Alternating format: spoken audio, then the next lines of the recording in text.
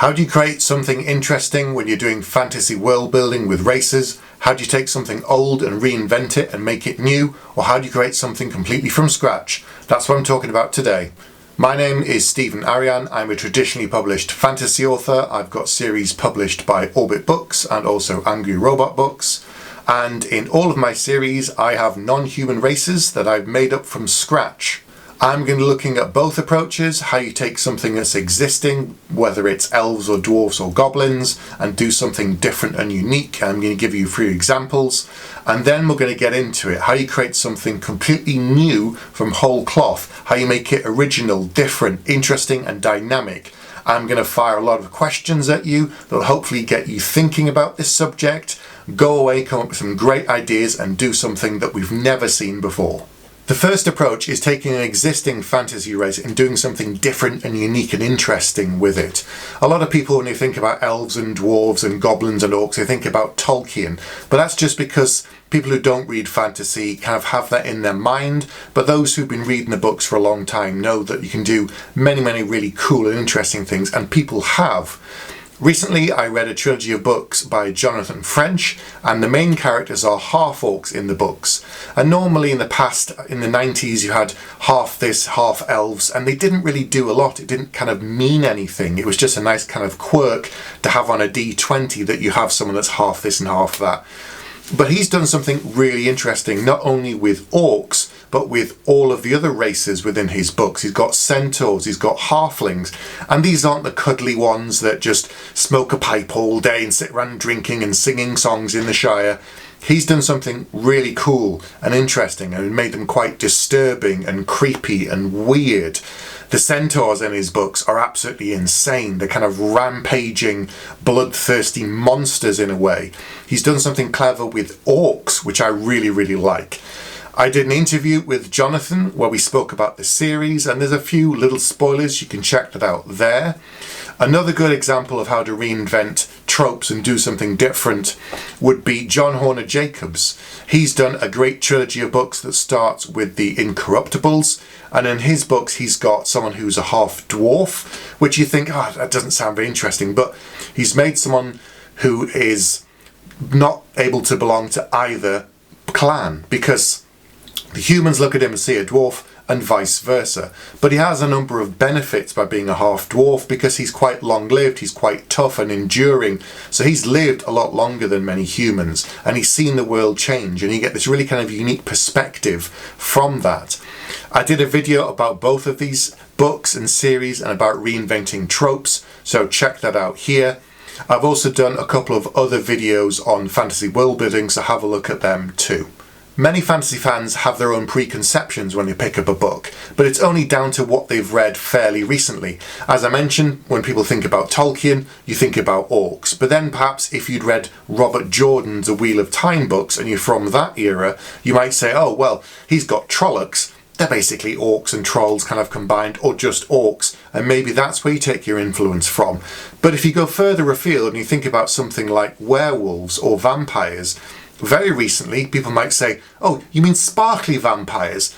And of course we don't. We mean the ones that are terrifying and disturbing and really scary, that wander around in the night because they can't go in daylight because they burn up in the sun. I'm a bit older, so when people say vampires to me, I think of the Anne Rice vampires, the really disturbing and scary and horrifying ones. So it really depends on where you come from, your background, your age, that defines the preconceptions. But it's all about taking something that exists and giving it just a bit of a unique twist that isn't sparkly vampires. You know, it's not my cup of tea.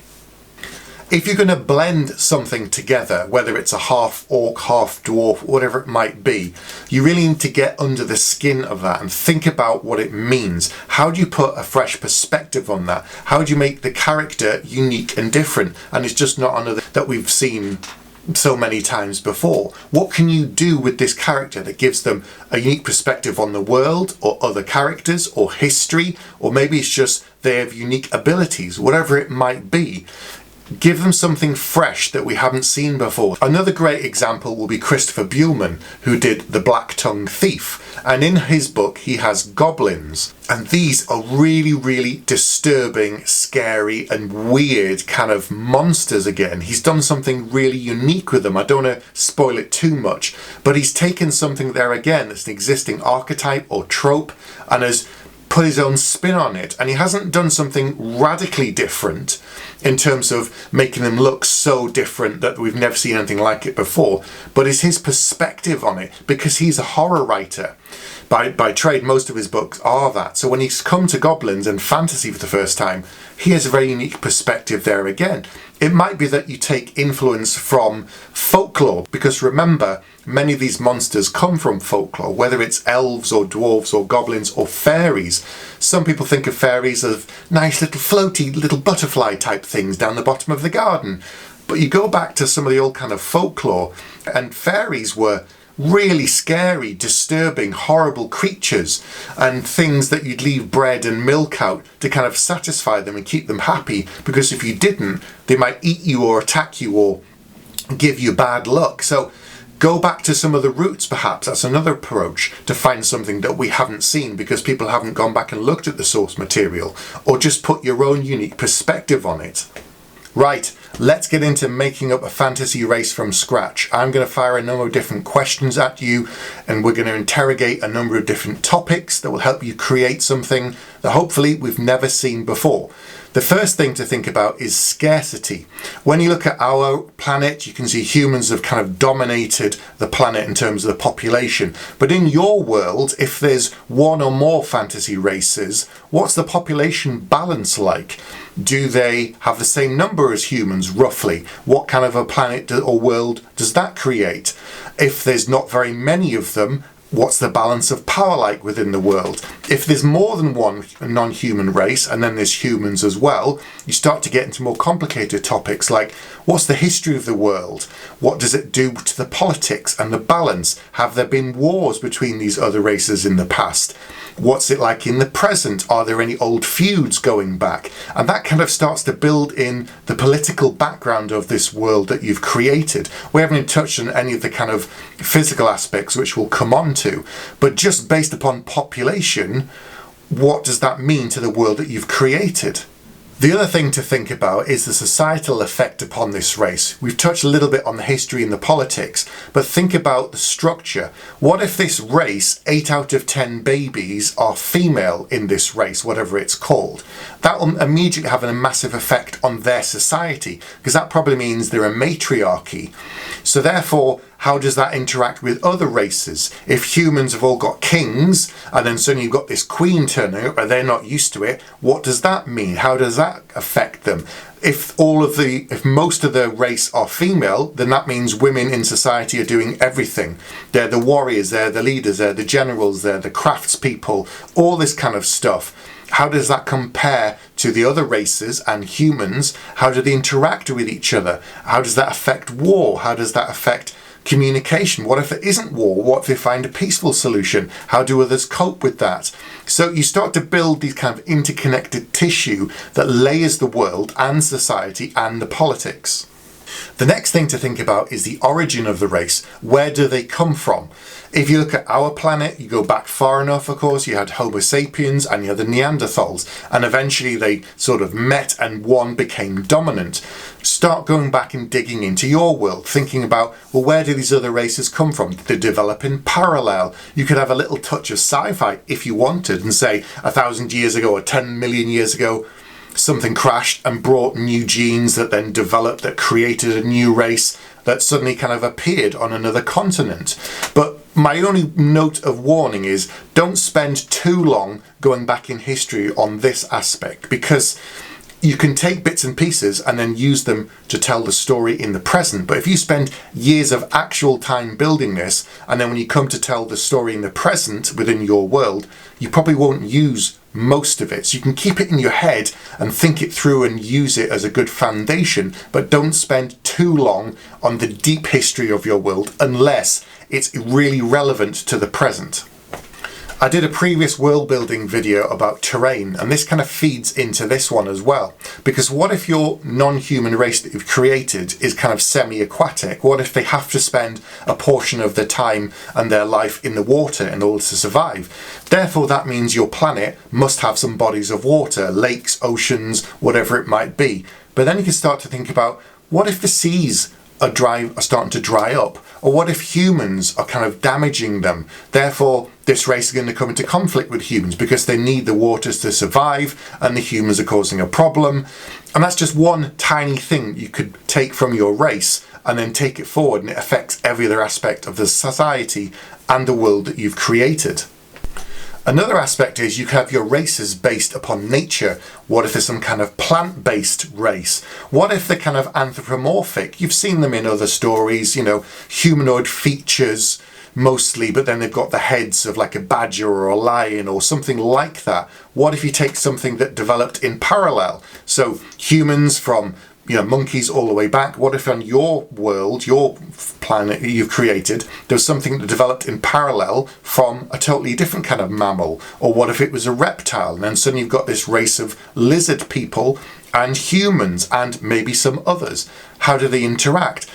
If they're a lizard, then therefore that means they're cold-blooded. Are these humanoids cold-blooded? What does that mean to their diet? What does that mean to their transport? What does it mean about where they can live? And if they're cold-blooded, then they need sun, and then they're fighting for territory with humans if they're encroaching on their space.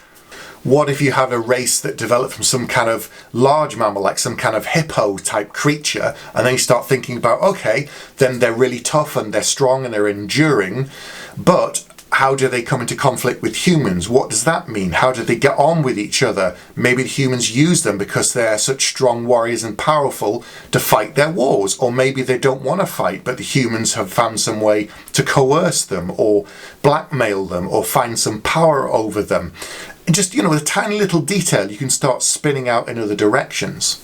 The other thing to think about is the intelligence level of your races that you've created. I touched on there about having a kind of slave race, but what if one or more of your fantasy races aren't very bright, and therefore they can be blackmailed and manipulated quite easily? They make them into serfs. There again, it builds into the society, it builds into the structure, it builds into having people who are just doing really menial tasks because they don't know any better and they think they're getting a good deal because they're not that bright. It's not very nice, but it's a new wrinkle or something that you don't see very often. If they all speak the same language and they all get on and they're all the same level of intelligence, then that's kind of dull. There's no conflict. There's no room for tell interesting and different stories. Another idea is, what if your fantasy race that you've created has something completely unique and different to all of the other races, all of the people on the planet? It's easy if I give you an example. In my novels, it's a slight spoiler, but it's a very small one. There are battle mages. The title of the first book is Battle Mage. The only people who can wield this power, this kind of thing that's called the source that fills everything and is in all life, are humans. They're the only people that are mages. All of the other races can't do it. However, each of them has a unique gift from the source that grants them something different. So there's a non-human race in my books called the Vorga, and they are mostly an aquatic race that live in the sea, but they can spend time on land. The gift that they got from the source is that they're almost invulnerable. They're extremely tough, extremely good at different temperatures. They can go obviously very deep at the bottom of the sea, so they're good under pressure. They heal very, very quickly. Salt water, which would normally hurt them, actually heals them. There's another race I've got called the Morin. They've got another gift that I can't actually touch on too much without spoiling, but these are kind of this horned race of humanoids that have night vision, and they've got kind of really angular faces because they haven't come from the same source as the Vorga or the humans. So they're all a bit different, but they've all got different talents and abilities that all comes from the same source, which all spans from this energy that fills the universe and fills the world. I've talked a little bit about conflict between the races, and of course the other thing to think about is, what if some races are quite xenophobic? What if they don't like dealing with the other races? How do they get along? What does that mean? If they don't like to leave their territory, then do they interact with the other races? Do they do it on a very limited basis? How does that affect trade? How does that affect the resources that they have? What if they have something that's really unique and in demand that everybody wants, but they don't want to kind of have people coming into their territory? That'll affect how it's transported and moved around the world. Before going to the next aspect, I just want to say, if anything that I've done today is helpful and you find it useful, don't forget to check out the ebook I've done on writing advice, or you can think about joining the writing community I've created, which is a private Discord for writers who are learning and want to improve their craft and learn from each other. I touched on this briefly by talking about the lizard race before, but what if your non-human race has something that the others don't? So if you think about the world what we live in, there's lots of different temperatures and lots of different climates. What if something was happening to the world? Mark Lawrence has a series of books to do with the ancestor, and it's a tiny spoiler, but within that world it is gradually freezing to death, and the space that people can live on is quite narrow, and there are only humans within his books.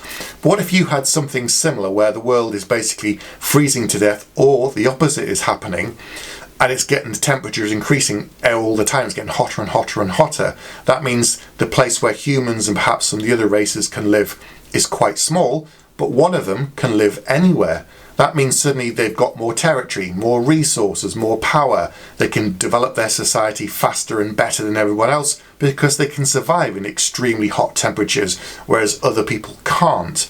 And you can just start thinking about something a little bit different. I haven't spoken about the physical appearance or anything, except if they can survive in any temperature, that means physically they have to have certain things, whether it's to do with their skin, they'll be able to resist the heat, or they're just able to retain more moisture, or you start getting into the kind of things, you think about Frank Herbert's Dune with the desert planet. How did the Fremen survive in the deep desert? How they retain moisture? What if that was something internal or just under the skin of this race that you've got, and therefore that's what allows them to survive? What if it's something completely different? That's just a few examples and a few ideas you can do to play around with the terrain and what you can do with your race. What if your race has something else that the others don't? If you think about Dune, which I mentioned, there's the spice which only comes from the one planet, and this is this drug that does so many different things that's really important, and it basically makes this desert planet the center of the universe. What if it wasn't that? What if it was something that only your race can do? It doesn't have to be magic, it could be something completely different. It could be that they're the only ones that can produce something. Let's say it's this magical elixir, and every other race has tried to copy it, tried to imitate it, but they're the only ones that can do it. They're the ones that keep this secret, and no one can work out how they do it. And this elixir gives gifts. Maybe it makes you heal much faster. Maybe it gives you visions. Maybe it allows someone to see briefly into the future. Whatever the power might be, everybody would want this. Everybody would demand it. Everybody would need it. That means this race would be rich because everybody wants this thing, but also it makes them under threat. People will be constantly trying to find out how do they do it? What are they using? If we've got all the same kind of plants and herbs and things, why can't we make it? What is unique about them? Then you've got kind of political aspects. Maybe you've got lots of spies trying to break into their territory and their labs or their buildings and palaces to work out what it's doing. People would want their money if they're so rich all the time. So you've got thieves and maybe con men trying to steal it. And you start building in more wrinkles, all based upon this one thing. Another aspect to think about with your fantasy race is size. Why do they have to be the same size as us? What if humans are the small ones? What if they're twice as big as humans, 3 times? What if they're not humanoid? What if there's some kind of land octopus type thing that's able to survive, that developed from some other source? How does that affect them? You can start thinking about communication if that's something you want to get into. Typically, all of the races can communicate with each other and they all speak the common language, and it's kind of implied, but you never talk about it, that the English that you're writing in the book is what everyone says. You can bring in foreign languages and you can bring in communication problems if you want. That can be an aspect we've seen in other places, but not many people do it. Obviously, if you can't communicate, you can't get on, you don't know what the other race is saying, that creates conflict and creates problems. A final note to talk about is to remember that fantasy races are not monoliths. You wouldn't say that all human beings are the same. They vary in size, colour, race, religion, accent. their history, their background. There's a wide variety. So when you're developing these fantasy races, you need to remember that as well. It's very easy to say, oh, I've got this one race and they're all really violent and they're all warriors. And then you think, well, that can't actually be possible, because if they were all warriors and they've all got their own armour and weapons, who made the weapons? Who made the armour? Who taught them how to fight? And it just goes on and on and on. So have fun with your races, create something unique and interesting and different. But if you have two of the same race, don't make them cardboard copies, don't make them identical. They can vary in size and colour and skin tone and background and history and their perspectives, of course. Every character has their own unique views based upon where they come from, based upon their upbringing. So that's something you need to remember with humans and with every fantasy race that you create. And finally, have fun building your fantasy races. Use it as a springboard for many other ideas to develop your world, to develop the story, but don't get too lost in it. Don't spend years and years developing it, because as much fun as world building is of any kind, whether it's fantasy races or something else, it isn't the same as writing. You can spend years doing that, basically developing a role-playing world, but you haven't actually written the book. So use it as a springboard for great ideas to tell great stories, and then get on and tell that story and write that first draft. That's all for this week. I'll be back next week with another video.